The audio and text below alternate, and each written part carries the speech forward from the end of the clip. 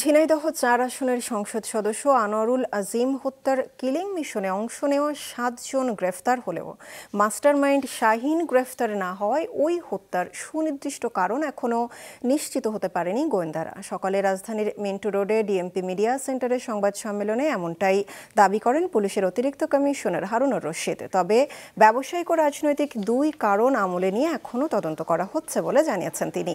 সংবাদ সম্মেলনে ডিবি প্রধানে জানান, ওই হত্যার পর দেশে ফিরে প্রথমে মাস্টারমাইন্ড শাহীনের বসুন্ধরার বাসায় ও পরে তার দেওয়া ৩০,০০০ টাকায় সীতাকুণ্ডের গহীন পাহাড়ে পালিয়ে যায় মোস্তাফিজ ও ফয়সাল। গতকাল তাদের গ্রেফতার করা হয়। দুপুরে আদালতে হাজির করে ১০ দিনের রিমান্ড চাওয়া হবে বলেও জানান ডিবি প্রধান। শাহীন তাকে নিয়ে গেলেন, সেখানে নিয়ে যে তাদের সাথে কি কথা হয়েছে এবং কারা বেনিফিশিয়ারি, রাজনৈতিকভাবে কারা বেনিফিশিয়ারি, আর্থিকভাবে কারা বেনিফিশিয়ারি, সেইগুলি আমরা মনে করি হত্যাকাণ্ডের যে মোটিভ তো অবশ্যই আছে, সুনির্দিষ্ট মোটিভটা তো এখনো আমরা সঠিকভাবে বলতে পারছি না।